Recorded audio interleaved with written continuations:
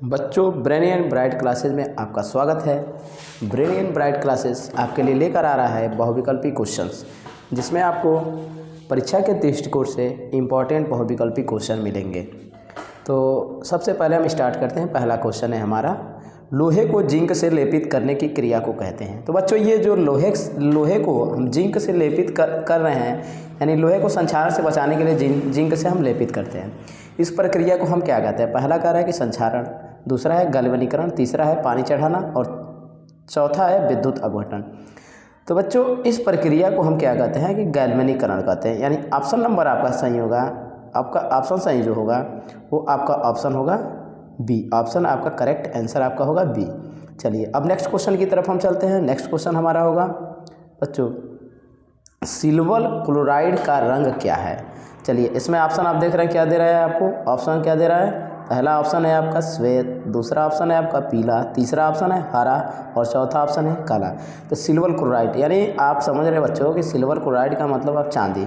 चांदी कैसा होता है बच्चों? किस कलर का होता है? तो चांदी का रंग हमारा कैसा होता है? हमारा क्या है? जस्ता तथा तनु हाइड्रोक्लोरिक अम्ल की क्रिया के फलस्वरूप निम्नलिखित में से कौन सा गैस निकलता है? चलिए ऑप्शन दे रहा है, पहला CO2, दूसरा है ऑप्शन नाइट्रोजन, तीसरा हाइड्रोजन और चौथा ऑप्शन है सल्फर डाइऑक्साइड। तो बच्चों, यहाँ पे आप जानते हो कि जस्ता हमारा एक क्या होता है?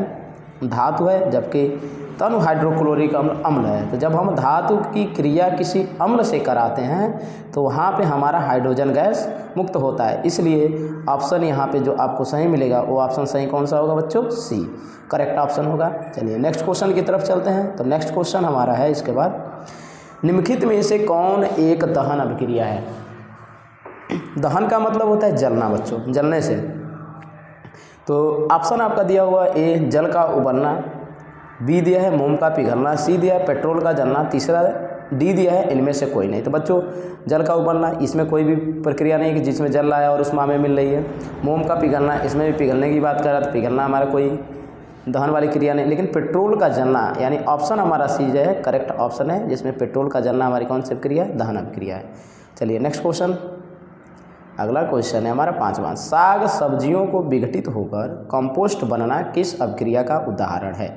यानी साग सब्जी जब विघटित होता है यानी टूटता है एकदम, तो उसमें क्या होता है बच्चों? उससे विघटित होने पे क्या निकलता है बाहर की तरफ? यानी उष्मा निकलता है। इसलिए वो हमारी कौन सी अभिक्रिया होगी? देखो ऑप्शन इसमें क्या दिया है, उष्माशोषी, उष्माक्षेपी, उभयगामी, प्रतिस्थापन। तो बच्चों, आपका प्रतिस्थापन भी नहीं होगा, उभयगामी भी नहीं होगा। उसमें हमारा क्या होता है? उष्मा बाहर की तरफ निकलता है। इसलिए हमारा ऑप्शन सही कौन सा होगा बच्चों? उष्माक्षेपी, यानी उष्मा को क्या करेगा? बाहर की तरफ निकालेगा। ऑप्शन बी सही है। चलिए नेक्स्ट क्वेश्चन की तरफ लेके चलते हैं। अगला क्वेश्चन है, निम्न में से कौन सा उत्पाद लेड नाइट्रेट को गर्म करने पर प्राप्त होता है? तो बच्चों, यहाँ पे जैसे ही हम लेड नाइट्रेट को गर्म करते हैं तो हमें क्या प्राप्त होगा? पहला ऑप्शन दिया ऑक्सीजन, दूसरा दिया नाइट्रोजन डाइऑक्साइड, तीसरा दिया नाइट्रोजन डाइऑक्साइड और नाइट्रोजन, और चौथा दिया है नाइट्रोजन डाइऑक्साइड और नाइट्रोजन। इसमें हमारा विघटित होकर लेड नाइट्रेट नाइट्रोजन डाइऑक्साइड और ऑक्सीजन देता है। ऑप्शन आपका कौन सा सही होगा? 4। चलिए नेक्स्ट क्वेश्चन नंबर 7, निम्नलिखित में से कौन सही है? Na2CO3 × 5H2O, कोई फार्मूला नहीं है। Na2CO3 × 10H2O, Na2CO3 × 7H2O, Na2CO3 × 2H2O। इसमें हमारा सब करेक्ट आंसर होगा Na2CO3 बी। कौन सा फार्मूला है बच्चों? कमेंट में ज़रूर आप इसे लिखें। चलिए नेक्स्ट क्वेश्चन की तरफ लेके चलते हैं आपको। क्वेश्चन नंबर 8, निम्नलिखित अभिक्रियाओं में अपघटन की अभिक्रिया कौन सी है? तो बच्चों, पहले आप अपघटन आपको पता होना चाहिए। अपघटन अभिक्रिया में क्या होती है कि जब हमारा कोई एकल अभिकर्मक या एकल कोई यौगिक 2 या 2 से अधिक उत्पादों में टूट जाता है, उसे हम क्या बोलते हैं? अपघटन अभिक्रिया। तो यहाँ पे हम देख रहे हैं पहला में हमारा 2 अभिकारक है तो गलत हो गया, दूसरे में हमारा एक ही अभिकारक है और एक ही उत्पाद में बदल रहा है, ये भी गलत है। लेकिन तीसरा ऑप्शन हम देख रहे हैं एक अभिकारक है और 2 उत्पादों में बदल जा रहा है, इसलिए हमारा ऑप्शन कौन सा सही होगा बच्चों? सी। चलिए नेक्स्ट क्वेश्चन पे चलते हैं आपको। नेक्स्ट क्वेश्चन नंबर 9, दे रहा है यहाँ पे Fe2O3+2Al इंटरचेंज Al2O3+2Fe। दी गई अभिक्रिया किस प्रकार की है? तो बच्चों ये बतानी है हमारी अभिक्रिया किस प्रकार की है। तो देखो आप संयोजन अभिक्रिया नहीं है। क्यों नहीं है? क्योंकि एक उत्पाद का निर्माण नहीं कर रहा है। द्विविस्थापन अभिक्रिया, अब ये चेक करना पड़ेगा विस्थापन द्विविस्थापन है कि नहीं है। तो यहाँ पे द्विविस्थापन भी अभिक्रिया नहीं है। द्विविस्थापन में आपस में आयनों का आदान प्रदान होता है।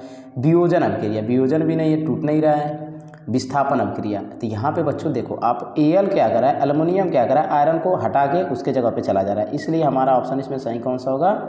ये हमारी कौन सी अभिक्रिया है? विस्थापन अभिक्रिया। ऑप्शन नंबर डी हमारा क्या होगा? सही होगा। चलो नेक्स्ट क्वेश्चन और लास्ट क्वेश्चन की तरफ मूव करते हैं। लौह चूर्ण पर तनु हाइड्रोलिक अम्ल डालने से क्या होता है? देखिए भैया, लोहे के चूर्ण पर जब हम अम्ल डालते हैं तो क्या होगा? लोहा हमारा धातु हो गया, हाइड्रोक्लोरिक अम्ल है ये, अम्ल की क्रिया धातु से होता है तो क्या बनता है? लवण बनता है और हाइड्रोजन गैस बाहर निकलता है। तो यहाँ पे आपका क्या बनेगा बच्चों? हाइड्रोजन गैस एवं आयरन क्लोराइड, यही आपका करेक्ट आंसर होगा, क्योंकि हाइड्रोजन गैस के साथ आयरन क्लोराइड हमारा लवण बन जा रहा है। तो पहला ही ऑप्शन इसमें आपका सही आ जाता है, ऑप्शन नंबर ए आपका सही है। चलिए ये लास्ट क्वेश्चन था, फिर मिलते हैं आपसे नेक्स्ट वीडियो में, तब तक के लिए